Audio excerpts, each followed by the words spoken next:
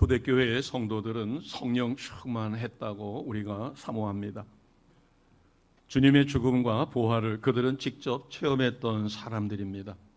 뿐만 아니라 예수님으로부터 직접 훈련을 받았던 3년이나 동행하며 생사고락을 같이 했던 12 제자와 또 그들로 인하여 세워진 지도자들과 함께 신앙생활하며 양육받았던 사람들입니다. 그런데도 그들의 삶을 보면 물론 폭발적인 성령의 역사, 기적과 표적이 나타나는 놀라운 삶도 있었어요. 그러나 끊이지 않는 신앙의 갈등과 상처가 있었다라고 하는 사실을 우리가 등한시하기가 어렵습니다. 가장 근본적인 이유가 무엇일까? 그들이 생각하는 교회, 그들이 생각하는 성도의 삶과 하나님의 생각과 다른 데 있지 않았을까 생각합니다. 어찌 보면 초대교회 성도들은 자신이 신앙을 지키는 그 자체가 목숨을 걸어야 하고 너무나 많은 환난과 역경 속에서 물론 성령의 강력한 역사 속에 심령의 평강도 누리고 기적도 체험하지만 그러나 그들이 참고 견디면 머지않아 하나님의 나라가 이 땅에 곧 임할 것이라는 확신을 가졌어요. 그러나 그 확신이 채워지지 않고 또 그들이 생각했던 이상적인 교회의 모습은 현실에서 찾아보기가 쉽지가 않았습니다. 오늘 우리가 신앙생활하면서 어떤 상처를 얻는다, 내가 열심히 최선을 다하고 그랬으면서도 상처를 얻거나 어떤 갈등이 생기는 것은 우리가 가장 근본적인 것은 교회에 대한 나의 오해에서 오지 않나 생각합니다. 10사람을 붙들고 10사람에게 교회는 어떠해야 합니까? 가장 교회의 이상적인 모습은 무엇입니까? 라고 물어본다면 10사람이 생각하는 게 전부 다르다고 그래요. 어떤 사람은 선교에, 어떤 사람은 전도에, 어떤 사람은 치유와 회복. 오늘날 특히 굉장히 어려운 시대다 보니까 치유와 회복 그리고 감성적으로 자신을 터치해 주는 것을 교회가 해주기를 원하는 사람이 상당히 많아졌다라고 이야기합니다. 우리가 생각하는 온전한 교회, 이상적인 교회, 로망이죠. 그러나 현실적으로 보면 이 지구상에 있는 어떤 교회도 완전한 곳은 한 군데도 없습니다. 어찌 보면 지상에 있는 모든 지역교회, 또 가장 본이 된다라고 하는 교회, 더군다나 초대교회도 보게 되면 이상적인 온전함을 향하여 점점 나아가는 모습이지 완벽한 모습이 있는 곳은 한 군데도 없지 않나 생각합니다. 자, 오늘 본문 말씀을 보겠습니다. 가장 이상적인 교회가 어떠해야 된다라고 하는 것을 다루어줬던 소위 말해서 교회론으로 우리가 이해하는 에베소서입니다. 에베소서는 교회는 어떠해야 되는가? 여기서 교회는 예배당이 아닙니다. 건물이 아니라 하나님의 택한 백성들의 무리 자체를 교회로 이야기합니다. 자, 오늘 25절에서 29절까지 모습을 보면 에베소 교회도 우리가 생각하는 이상적인 교회는 아니었던 것 같아요. 25절을 보겠습니다.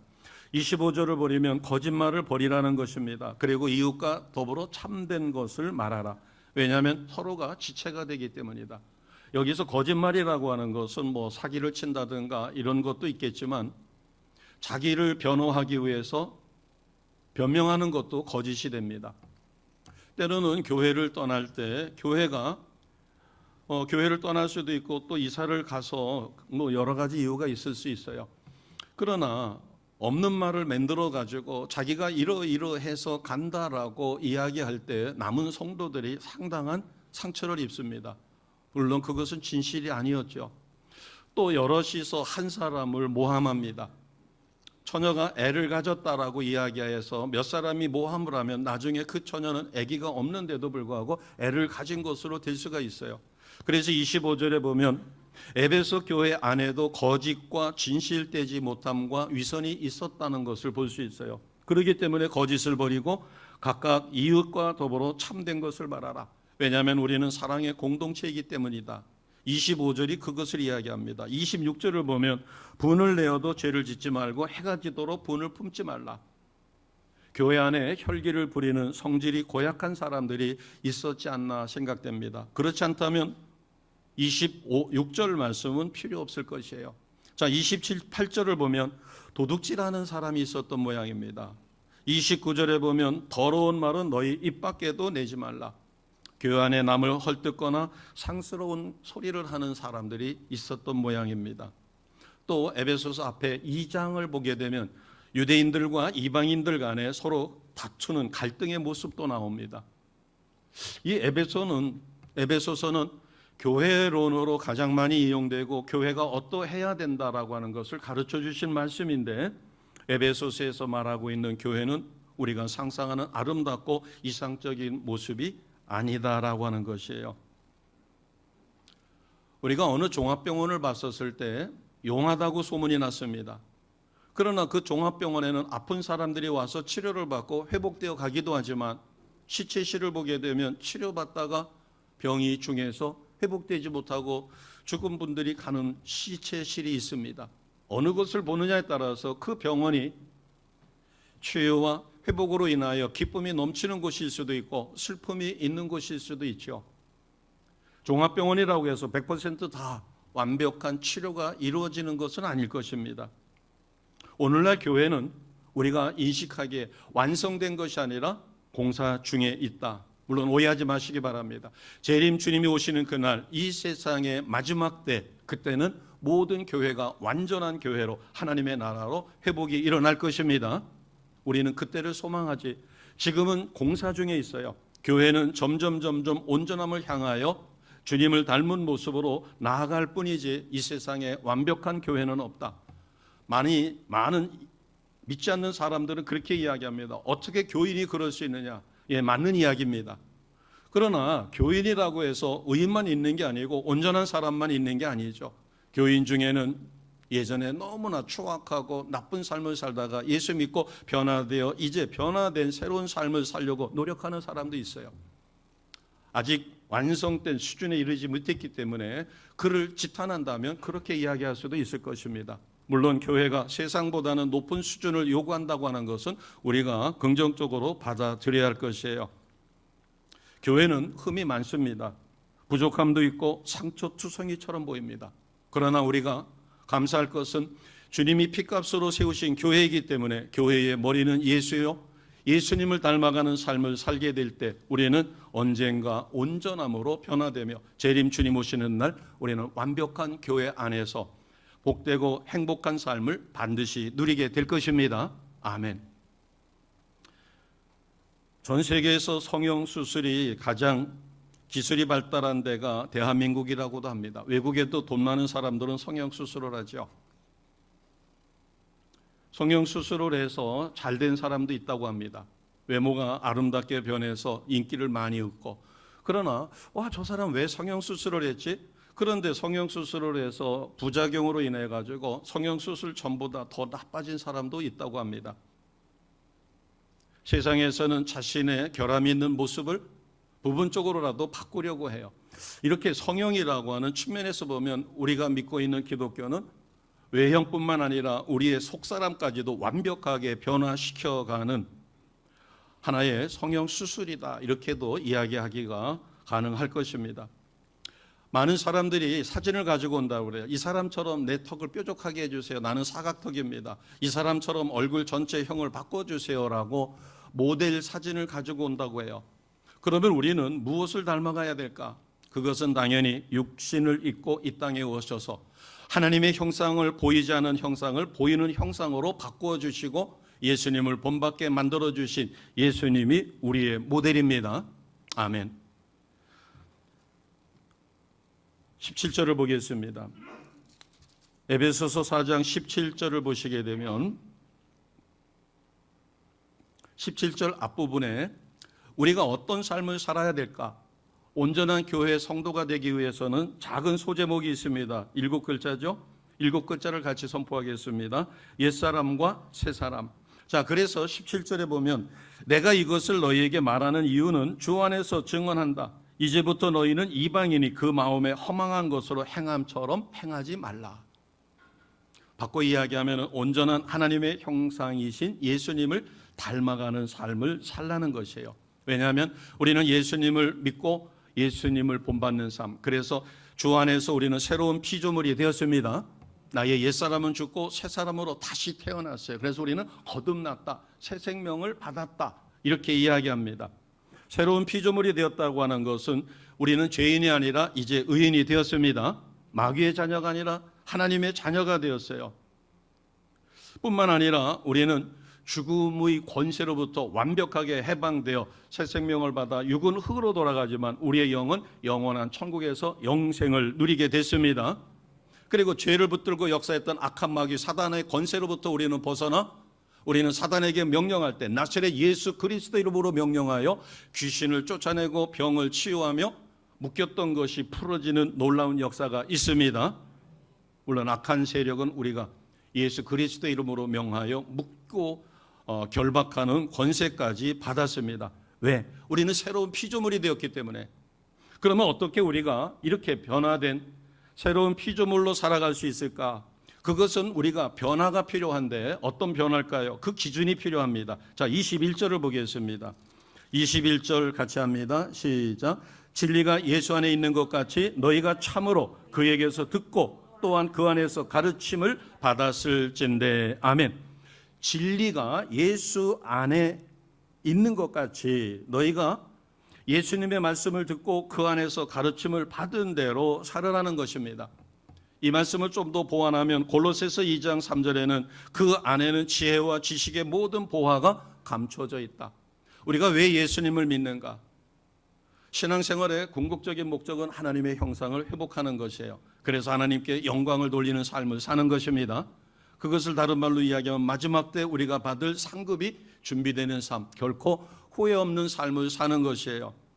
자, 21절에 보니까 진리가 어디 안에 있다고요? 예수 안에. 우리가 예수님을 믿었어요. 그래서 이제는 하나님과 분리되는 삶을 살았던 우리가 예수님으로 인하여 하나님과 하나가 되었습니다. 성령은 이미 내 영 안에 내주하고 계셔요. 그래서 내주하시는 성령님, 이렇게 우리가 기도합니다. 또 성령은 이곳에 임재하고 계십니다. 우리 모두에게 말씀을 들을 수 있는 은혜, 그래서 귀를 열어주시고 심령을 뜨겁게 하시며 우리의 마음이 옥토가 되어 말씀이 심겨지도록 이 시간 역사하고 계십니다. 우리는 하나님과 분리되었던 삶이 예수님이 십자가에 나의 죄를 대속해 주신 그것을 믿는 그 순간 우리는 하나님과 하나가 되어졌어요. 하나님과 일치되어. 그래서 하나님은 나의 아버지가 되시고 나는 그분의 자녀가 되었습니다. 아멘. 그래서 예수 안에 있는 진리라고 하는 것은 바로 그것이에요. 예수님이 나의 죄를 대신하여 죽으셔서 나는 죄사함을 받았다. 그래서 나는 죄인이에요? 의인이에요? 나는 의인입니다. 우리가 나의 믿음을 체크할 때 두 가지 아주 중요한 사실은 의심 없이 체크를 해야 됩니다. 누가 물어요. 당신은 죄인입니까? 의인입니까? 원죄나 자범죄를 가지고 이야기하는 거예요. 우리는 의인이에요? 죄인이에요? 우리는 당연히 의인입니다. 교만해서 의인이 아니라 예수를 믿어서 하나님의 자녀가 되었기 때문에 의로운 자라고 인정을 받았습니다. 나의 삶이 의로운 삶을 이루지 못한다고 해도 나는 근본적으로 의인이에요. 그래서 악한 마귀가 나를 침범하지 못하는 것이고 두려워하는 것입니다. 또 나는 내 이름이 생명록에 기록되어 있습니다. 나는 천국 백성이에요? 지옥 백성이에요? 나는 천국 백성이에요. 지난주에 내가 죄 성수 못했는데, 이런 죄의식이 있다 할지라도 나의 근본은 천국 백성입니다. 그래서 천국 백성답게 예수 믿은 피조물, 새로운 피조물답게 우리가 살아가야 되는 것이에요. 이것을 가르쳐 준 것이 바로 오늘 본문의 말씀입니다. 예수 안에 있는 진리를 닮아가라. 자, 이것은 그리스도께서 우리가 듣고 가르침을 받은 것이에요. 21절을 다시 봅니다. 21절은 진리가 예수 안에 있는 것 같이 너희가 참으로 그에게서 뭐 했다고요? 듣고 또 그 안에서 가르침을 받았다. 근데 에베소 교회 성도들은 예수님을 직접 못 본 사람도 많아요. 그런데 어떻게 21절에 보면 듣고 또 그 안에서 가르침을 받았다라고 이야기할까? 우리는 예수님을 보지 못했습니다. 그러나 예수님을 대신해서 주의 종이 말씀을 선포할 때 이 말씀은 예수님의 말씀과 같은 능력이 있습니다. 이것을 말씀해 준 게 21절이에요. 그래서 너희가 그에게서 듣고 그 안에서 가르침을 받은 것처럼 그 말씀을 따라 살라는 것입니다. 가장 중요한 것은 죄사함을 받았으며 우리는 새 생명을 받았고 악한 마귀 사단의 권세로부터 우리는 완벽하게 해방을 받았습니다. 그래서 우리가 믿음으로 기도할 때 마귀를 쫓아낼 수 있고 병을 치유할 수 있고 묶인 것을 풀어낼 수가 있는 놀라운 역사. 그래서 우리는 예배를 통하여 말씀과 기도의 삶을 통하여 치유와 회복의 역사가 일어납니다. 이것이 바로 오늘 우리에게 주시는 은혜의 말씀입니다. 그러면 우리가 해야 할 것이 두 가지가 있어요. 첫째는 무엇인가 하면 우리는 하나님의 형상을 회복해야 합니다. 창세기 말씀에 보니까 하나님이 사람을 창조할 때 다른 피조물과 달리 어떻게 창조해 주셨다고 그래요? 모델이 뭐가 됐었어요? 하나님의 형상이 모델입니다. 하나님의 형상대로 사람을 창조하셨어요. 그런데 하나님의 형상은 보이지를 않습니다. 그래서 하나님께서는 보이지 않는 하나님의 형상을 보이는 하나님의 형상으로 바꾸어 우리를 구원하며 우리를 하나님과 동행하는 삶을 살게 하기 위하여 말씀이 육신이 되어 이 땅에 오신 예수님을 통하여 우리가 어떻게 살아야 될 것인가를 가르쳐 주셨습니다. 그래서 하나님의 형상을 회복하는 것은 다른 말로 누구를 닮아가는 삶을 사는 거예요? 예수님을 닮아가는 삶을 사는 것입니다. 아멘. 그래서 22절을 보겠습니다. 첫 번째로 우리가 해야 할 일이 옛사람을 벗어버리는 것이에요. 옛사람은 예수님을 믿기 전에 내가 세상 가치관이나 습관이나 욕망이나 이런 것을 쫓던 나의 부끄러운 옛 모습입니다. 과거의 생활 방식이에요. 이것을 청산하라는 것입니다. 옛사람은 하나님을 알지 못할 때 나의 마음을 지배했던 옛 인격이에요. 그것이 온전했던 온전치 못했던 다 벗어버리라는 것입니다. 자, 벗어버리면 뭔가를 입어야 되죠. 그래서 우리는 옛사람을 벗어버리고 무엇을 입어야 돼요? 24절 맨 마지막 절에 보니까 무엇을 입으라고 돼 있어요? 새 사람을 입으라. 자, 우리가 옛 사람을 벗어버리고 새 사람을 입습니다. 이해하기 쉽게 옛 옷을, 낡은 옷을 벗어버리고 새 옷을 입으려면 필요한 게 있어요. 힘이 있어야 입죠. 또 새 옷이 있어야 입죠. 그런데 신앙에서는 중간에 필요한 것이 있어요. 그게 23절입니다. 아주 중요한 말씀이죠. 23절 같이 갑니다. 시작. 오직 너희의 심령이 새롭게 되어. 아멘. 무엇이 새롭게 되어야 돼요? 나의 심령, 나의 마음뿐만 아니라 내 영이 새로워져야 된다. 믿지 않는 사람은 하나님의 말씀을 못 받아들여요. 어떤 아이가 논뜨게 앉아가지고 논바닥을 이렇게 보는데 저쪽에서 농부가 경운기를 가지고 땅을 막 부시고 있어요. 왜냐하면 모내기를 하려고. 그런데 개미들이 열심히 지금 먹이를 물고서는 왔다 갔다 합니다. 이 아이가 생각해도 저 트랙터가 와가지고 좀 있으면 이거를 다 부숴버릴 텐데 개미들이 열심히 먹이를 물어가지고 지금 집에다가 저장을 해봐야 아무 소용이 없어요. 그래서 안타까워가지고 개미에게 이야기합니다. 개미야, 너희들 큰일 났어. 얼른 피난 가야 돼. 그런데 코드가 안 맞으니까 서로 소통이 안 됩니다. 개미와 어린아이는 대화를 할 수가 없죠. 우리의 영이 새로워지지 않으면, 그래서 세상 사람들은 영이 죽었다 그래요. 그래서 아무리 좋은 하나님의 말씀도 그들은 받아들이지를 못합니다. 양들과 같아서 다 각기 제 길로 가는 것이에요. 그래서 우리에게 새 사람을 입기 위해서 반드시 필요한 것이 전제 조건이 심령이 새롭게 되어야 합니다. 우유 제품이라든가 생선이라든가 이런 것은 냉동실이 아니라 냉장실에 오랫동안 내버려 두면 상합니다. 썩지요. 건드리지도 않았는데 냉장고 안에 신선한 공기만 가득하고 문도 열지 않았는데 왜 썩었지? 생선이나 육류나 또는 우유 제품은 그냥 내버려 두면 오랜 시간이 지나면 부패합니다. 우리의 마음도 마찬가지예요. 우리의 마음도 하나님의 말씀으로 성령의 도우심으로 자꾸 어루만져주고 북돋아주고 일으켜 세워서 변화가 일어나야지 가만히 있으면 부패합니다. 그래서 오늘 23절에 뭐라고 이야기하는가 하면 너희가 옛사람을 벗어버리고 새사람을 입기 위해서는 심령이 새로워져야 된다. 자, 그러면 새 사람을 입기 위해서는 어떻게 해야 될까요? 24절입니다. 우리가 새 사람을 입기 위해서는 이 새 사람을 어떻게 정의하고 있는가가 중요해요. 자, 24절 같이 선포합니다. 시작. 하나님을 따라 의와 진리의 거룩함으로 지으심을 받은 새 사람을 입으라. 아멘. 새 사람을 아주 간단하게 뭐와 뭐라고 얘기했어요? 의와 진리의 거룩함이에요. 단지 의, 단지 진리 이것만 이야기한 게 아니라 의와 진리의 거룩함입니다.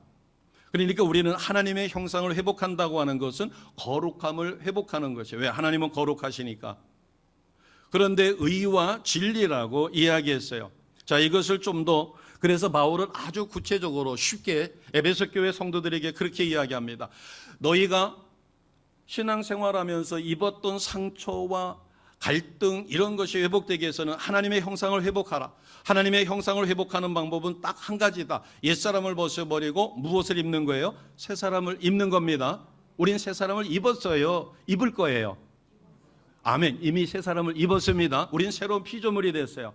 피조물이 되었으니까 구원받은 하나님의 자녀답게 생활을 해야 되는데 어떻게 살아야 되는가? 그것을 가르쳐주고 있는 게 25절에서부터 32절이에요. 자, 이것을 압축한 말씀이 있습니다. 25절 앞에 9글자가 있어요. 자, 어떤 생활을 가르쳐주고 있죠? 하나님을 본받는 생활이에요. 자, 25절에서부터 32절이 하나님을 본받는 생활인데 앞서서 이야기하면 옛사람을 벗어버리고 새사람을 입는 거예요. 자, 그러면 옛사람을 벗어버리고 새사람을 입는 하나님을 본받는 삶의 첫 번째는 무엇인가 하면 25절에 무엇을 버리라는 거예요? 거짓을 버리라. 왜냐하면 우리는 이제 거룩한 하나님의 자녀가 되었기 때문에 하나님은 전지전능하셔서 내가 마음속으로 품고 있는 생각까지도 알고 계십니다. 그래서 우리는 나타난 것만이 거룩한 게 아니라 내 속에 있는 것까지도 거룩한 거예요. 여자분들은 좀 힘들다고 그래요. 누가 너무너무 미워요. 보기만 해도 막 소름이 끼쳐요. 그래서 내색을 못해요. 아니, 내색을 못하는 게 아니라 얼굴 표정을 못 바꿔요. 그런데 남자분들은 잘합니다. 왜? 생존 경쟁의 치열한 현실 속에서 자기 속에 있는 걸 다 드러내면 도태되거나 왕따 당하거나 아니면 불이익을 당하니까 속에서는 칼을 갈아요. 비수가 있어요. 그런데도 겉으로는 천연덕스럽게 그하고 악수도 하고 허허허허 거리고 웃어요. 그러나 속에서는 피눈물이 날 수도 있고 비수가 칼을 갈고 있을 수도 있어요. 그런데 여기에 무엇을 버리라고요? 거짓을 버리라. 왜? 하나님의 너희는 자녀이기 때문에 하나님의 형상을 받은 자로 회복되었기 때문에 하나님은 너희의 머리끝부터 발끝까지 하시니까 진리만을 이야기하라는 겁니다. 진리 안에 살아가라는 것이에요. 거짓은 누가 좋아하죠? 마귀가 좋아해요. 지금 거짓으로 일관하다가 큰 어려움을 겪는 이들이 있죠. 특히 정치인들 속에 있습니다. 자, 두 번째는 26절입니다. 자, 무엇을 내지 말라고 그랬어요? 분을 내어도 죄를 짓지 말라. 26절을 잘 보면 우리는 분을 낼 수밖에 없어요. 화가 나는데 어떻게 참아요? 그러나 화를 내더라도 뭐 하지 말라고요? 화를 불같이 내가지고 상대방에게 엄청난 상처를 입혀요. 또 화를 참지 못해가지고 상대를 굿한다든가 심지어는 상대를 죽일 수도 있어요. 그래서 분을 낼 수밖에 없는 연약한 존재이니까 분을 낼 수는 있다. 그러나 뭐는 짓지 말라고요? 죄를 짓지 말라. 그 다음에 분이 머리끝까지 치밀어 오르는데 씩씩거려요. 하나님 큰일 났어요. 저 좀 살려주세요. 불쌍히 여겨주세요 해가지고 기도하고 성령의 도우심으로 분을 삭히려고 노력해요. 그런데 맥시멈이 있습니다. 언제까지? 해가 지기 전에. 그것은 하나님이 나를 위하여 주신 말씀입니다. 우리가 분을 잔뜩 품고 잠을 자면 꿈속에서도 나타나죠. 그래서 분을 낼 수밖에 없을 때도 그것으로 인하여 죄를 짓지 말고 해가 지기 전에 하나님의 은혜 가운데 해소하여 너희의 심령을 거룩하게 하라. 아멘입니다. 아멘. 아유, 목사님 저는 승질이 개떡 같아가지고 그런데 뒤끝은 없어요. 이것은 자랑이 아니에요. 우리는 누구를 닮아가야 된다고요? 예수님을 닮아가야 돼요. 그렇기 때문에 개떡 같던 성질을 바꿔가지고 그래서 내가 못 바꾸니까 그래서 뭐라고 얘기했는가 하면 23절에 무엇을 새롭게 하라고 그랬어요? 심령을 새롭게 하라. 심령은 말씀과 기도로 성령의 도우심으로 새롭게 되어집니다. 심령이 새로워지는 것은 내 힘이에요? 성령의 도우심이에요? 성령의 도우심으로 나의 노력이 수반되어 변화가 일어납니다. 그래서 우리는 두려워하지 않아요. 나는 못 고쳐도 하나님은 고쳐주실 수 있으니까 사모하는 마음을 가지면 심령이 변화가 되고 분을 낼지라도 죄를 짓지 않으며 해가 지기 전에 그 분을 반드시 품습니다. 자, 27절 세 번째 말씀에 무엇을 주지 말라고요? 마귀에게 틈을 주지 말라. 마귀에게 틈을 주지 말라는 것은 나의 삶은 누가 지배하셔야 돼요? 마귀가 지배해야 돼요? 성령이 지배하셔야 돼요? 성령이 지배하셔야 합니다. 그래서 마귀에게 틈을 주지 말라는 것은 성령과 동행하는 삶을 살라. 같이 해봅니다. 성령과 동행하는 삶을 살라. 근데 성령과 동행하는 삶을 살라보다 더 강력한 말이 마귀에게 틈을 주지 말라. 마귀에게 틈을 주게 되면 마귀는 그것을 붙들고 역사를 하죠. 나에게 은밀한 죄가 있어요. 그러면 그 죄를 붙들고 기도를 못하게 만듭니다. 내가 기도를 하려면 야, 하나님은 머리 끝서부터 발끝까지 너를 다 아셔. 너 지은 죄 회개 안 했잖아. 그래서 생각해보면 죄 회개가 안 이루어졌죠. 그러면 기도를 못하는 겁니다. 사단의 올무가 되죠. 그래서 마귀에게 틈을 주지 말라. 성령과 동행하는 삶을 살라. 좀 더 어렵게 이야기하면 데살로니가전서 5장 16절에서 18절 말씀입니다. 항상 뭐 하라고 그랬죠? 기도하라. 항상 기뻐하라. 쉬지 말고 기도하라. 범사에 감사하라. 이런 삶에서 벗어나지 않으려고 우리가 노력할 때 마귀는 우리를 틈타지 못합니다. 자, 28절에 보니까 뭐 하지 말라고 그랬어요? 도둑질 하지 말라. 단지 도둑질만 하지 말라는 게 아니라 너의 손을 거룩한 선한 일에 쓰라. 이렇게 이야기하는 겁니다. 도둑질하는 것만으로 안 하는 것만으로 그치는 게 아니라 가난한 자에게 구제할 수 있도록 자기 손으로 수고하여 선한 일을 하라. 자, 다섯 번째는 29절입니다. 무엇은 입 밖에도 내지 말라고요? 더러운 말이에요. 원망, 불평, 누구를 모함하는 것. 그 다음에 아주 중요한 게 여섯 번째입니다. 30절입니다. 30절 같이 선포합니다. 하나님의 성령을 근심하게 하지 말라. 그 안에서 너희가 구원의 날까지 인치심을 받았느니라. 아멘. 성령을 근심하지 말아야 될 가장 중요한 것은 마지막 날 너희가 심판대 앞에 섰을 때 너희가 이 땅에서 살아있는 동안에 행한 모든 것이 심판의 대상이 된다는 것입니다. 그게 30절이에요. 구원의 날까지 인치심을 받았다. 우리는 성령으로 인치심을 받았기 때문에 성령의 사람, 영에 속한 자로, 육에 속한 자가 아니라 영에 속한 자로 살아야 합니다. 그러면 영에 속한 자가 아닌 것은 뭐예요? 거짓말하는 거, 분을 내는 거, 도둑질하는 거, 악한 말을 하는 거, 이게 모두 성령을 근심하게 만드는 것이에요. 반스라고 하는 신학자는 그렇게 이야기합니다. 성령을 근심하게 하는 예를 6가지로 들었는데 드러난 악한 죄가 있습니다. 그런데 이 드러난 악한 죄는 회개하기가 쉬워요. 세상에서 남을 폭행하고 아주 못되게 살았어요. 그래서 세상 사람들도 아우 저 인간 차라리 없었으면 좋겠다. 그래서 남도 그렇고 자기도 그렇고 나는 죄인이라고 하는 걸 압니다. 근데 화내는 것을 성령을 근심하는 거라고 생각하는 것은 약하죠. 어떤 종류이든 간에 분노는 내 속에 성령이 충만할 때는 분노가 일어날까요? 안 일어날까요? 안 일어납니다. 엄마가 아기를 너무너무 사랑해요. 아빠도 아기를 너무너무 사랑해요. 그런데 아기가 설사병에 걸려가지고 하루에도 10대번씩 설사를 해서 기저귀를 왕창 버려놔요. 그런데 미워해요? 사랑하니까 안 미워해요. 어떤 모습이든 간에 분이라고 하는 것은 이것은 성령의 역사가 아니라 악한 영에게 나의 마음을 빼앗길 때 일어나는 현상이기 때문에 이것은 성령을 근심케 합니다. 음탕한 생각과 욕망이에요.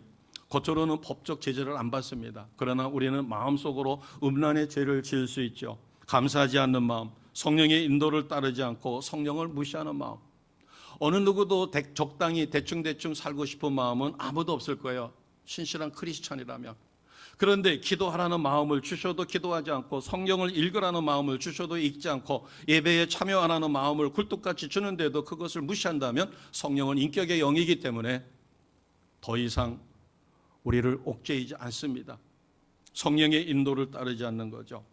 심지어는 성령께서 강권적으로 역사하는데도 성령에 대항하는 그런 태도입니다. 자, 31절입니다. 31절은 같이 읽어도 괜찮겠습니다. 그대로 받아들이셔도 31절 같이 합니다.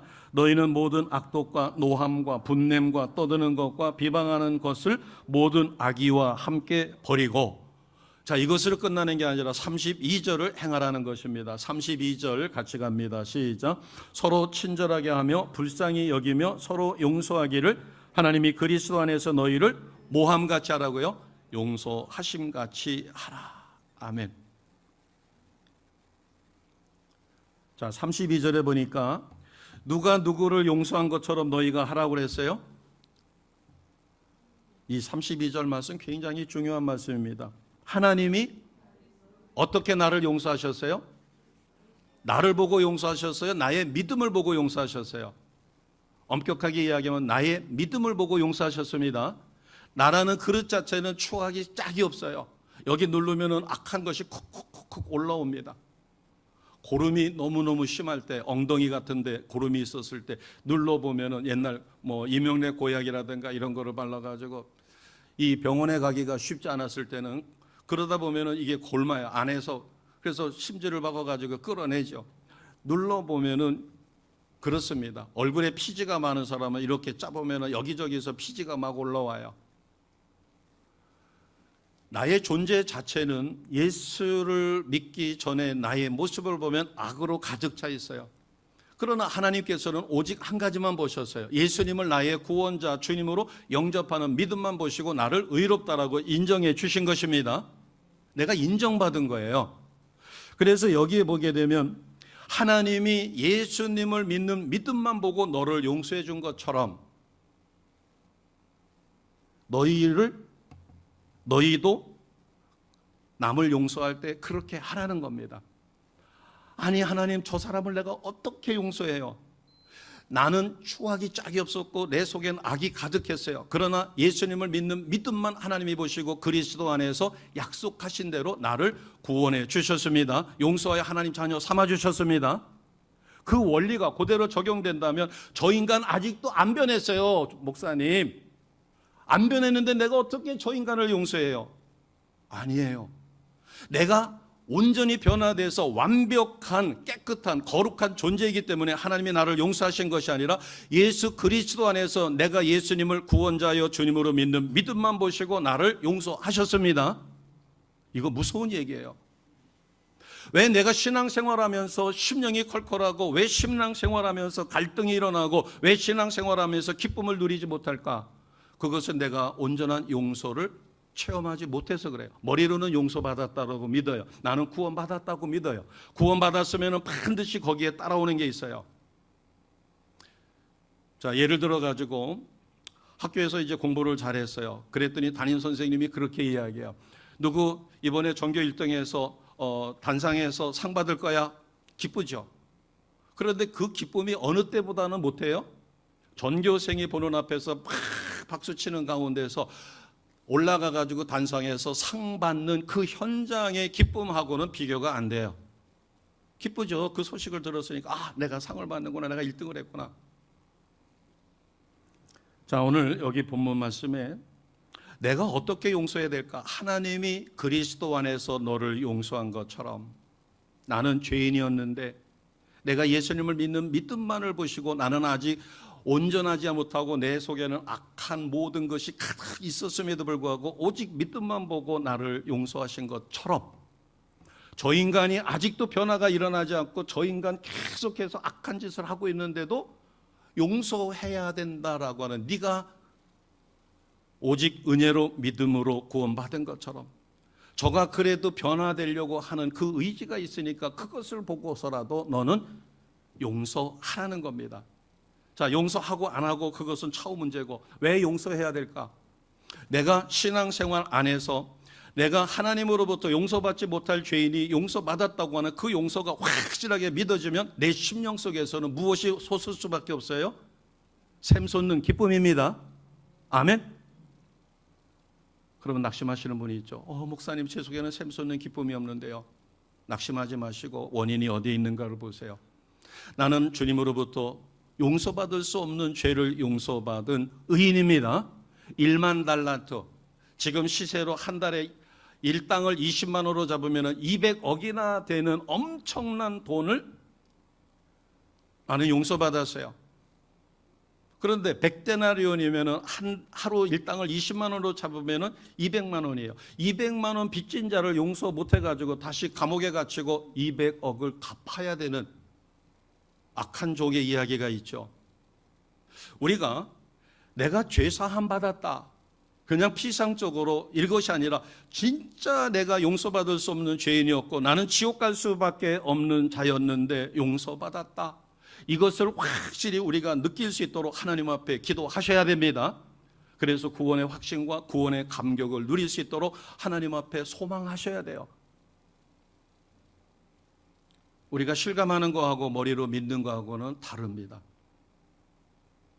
전에 사형수를 교도관으로 지내시던 그 장로님이 쓴 하늘을 보고 땅을 보고 거기를 보면 사형수들이 두 가지 모습이 있답니다.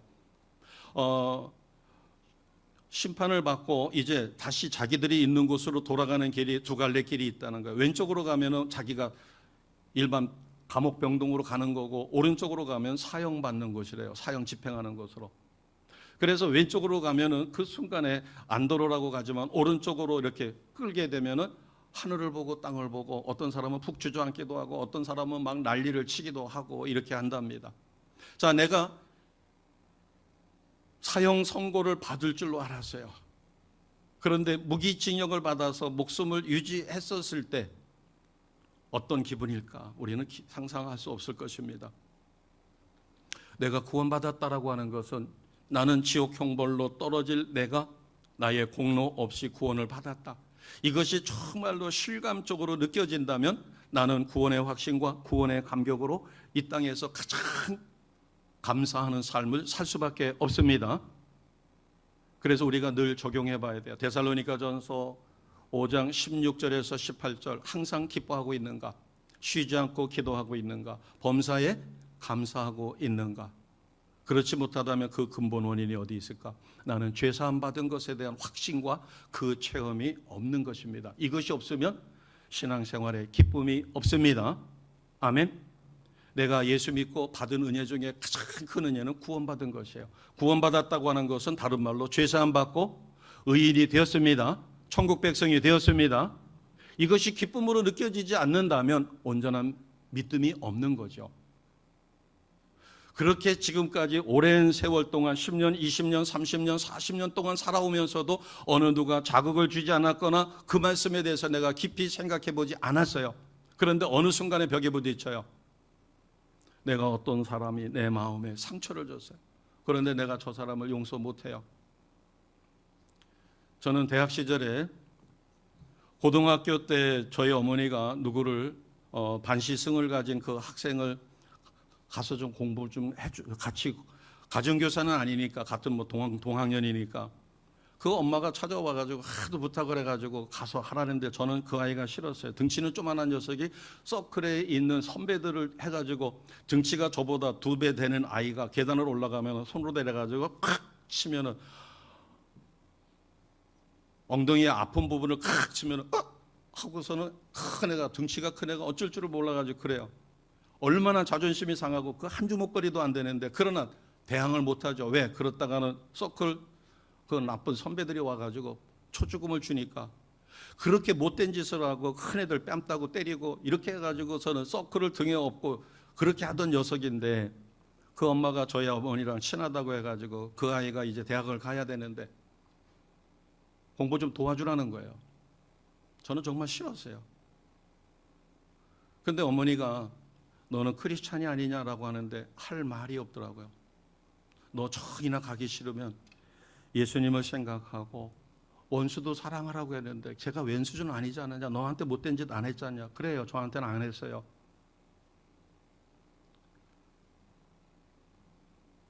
어머니가 신앙적으로 이야기하는 데는 꼼짝달싹 못하고 갔어요. 그렇게 해가지고 저는 도와줬어요. 가면은 그 부모가 가정교사 온 것 마냥 정말로 진수성찬으로 대접을 해요.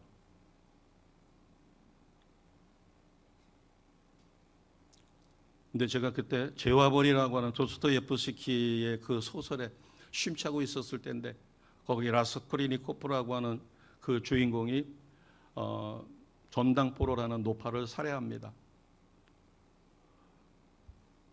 이게 마귀의 장난인지는 몰라도 제가 그러니까 이게 참 단순한 거예요. 그 아이 때문에 부모가 눈물을 흘릴 때가 한두 번이 아니고 사고 치면은 그 어머니가 찾아와 가지고 선생님한테 눈물로 하소연하고 용서받기를 몇 번을 했어요. 그러니까 그 어머니가 너무너무 불쌍하죠. 저는 저 녀석만 없어지면은 저 어머니가 피눈물을 안 흘리겠다.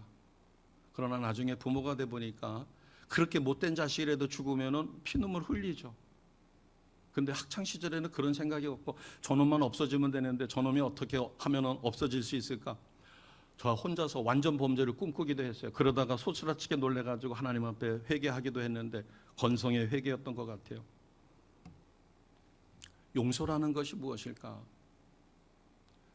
제가 왜 이런 말씀을 드리는가 하면 대학 1학년 겨울방학 때 믿음 좋은 형제들하고 이야기하다가 제가 용서받지 못했다는 것을 처음으로 깨달았어요. 저보고 그러더라고요. 구원받지 못하셨네요. 그래서 무슨 소리입니까? 제가 중고등부를 맡아가지고 얼마나 열심히 했고 아이들과 기도원에 가면 아이들이 방언이 터지고 입신이 터지고 난리가 났었습니다. 그리고 저는 1년에 구두를 뒷굽을 3번이나 바꿔 끼울 정도로다가 헌신봉사 충성했고 더군다나 장로교단에서 총각 때 집사를 받을 정도로 자타가 공인하는 크리스찬이었습니다. 나는 구원에 대해서 한 번도 의심해 본 적이 없습니다. 그런데 마음에 누군가 용서 못하는 사람이 있네요. 찔렸더라고요. 알고 보니까 저는 구원의 확신이 머릿속으로는 있었는데 그게 마음으로 없는 거예요. 혹시 내가 누군가를 용서하지 못한다면 나는 다시 한번 나는 사죄의 은혜를 누리고 있는가? 이게 머리로만 있는 것이 아니라 삶에서 누리는 것이에요. 그래서 우리 심령에 기쁨이 넘쳐야 합니다. 샘솟는 기쁨까지는 안 가더라도 내가 예수 믿는다는 마음으로 기쁨이 있고 그래서 우리는 막 팔팔 뛰고 막 깔깔거리고 그렇게 감사할 수는 없어도 그냥 감사하는 마음. 그래서 항상 기뻐할 수 있고 쉬지 않고 기도하려고 노력하고 모든 일에 감사하려는 마음을 반드시 가져야 합니다. 그것이 오늘 32절이에요. 하나님이 그리스도 안에서 너희를 용서하심 같이 너희도 그렇게 하라. 이게 뭘 하는 생활이라고요? 25절 앞에 9글자입니다. 무엇을 본받는 생활이에요? 하나님을 본받는 생활입니다. 자, 이제 말씀을 정리합니다. 오늘 이 말씀은 아주 간단해요. 무엇을 벗어버리고 무엇을 입으라는 거예요? 너희 마음에 어떤 상처가 있느냐? 치유되지 못한 그런 찌꺼기들이 있느냐? 그것을 완벽하게 치료하기 위해서는 옛사람을 벗어야 된다. 완벽하게 벗어버리고 하나님이 주신 새 사람을 입으라. 그런데 새 사람을 입는데 그것을 압축해서 이야기하면 25절에 하나님을 본받는 삶, 바꿔 이야기하면 예수님을 온전히 닮아가는 삶, 그게 25절에서부터 32절까지 구구절절이 이렇게 살아라고 구체적으로 가르쳐 줍니다. 한마디로 이야기하면 예수님을 온전히 닮아가는 삶을 살려고 노력할 때 우리는 어떤 상처와 어떤 갈등도 성령의 도우심으로 온전하게 회복이 이루어집니다. 그래서 예수 믿는 것이 정말로 감사하고 예수 믿는 것이 정말로 기쁠 수 있는 삶으로 하나님은 우리를 인도해 주신다. 오늘 말씀의 핵심은 아주 간단합니다. 옛사람을 벗어버리고 새사람을 입어라. 그러기 위해서는 25절에서부터 32절에 하나님을 본받는 삶을 살아라.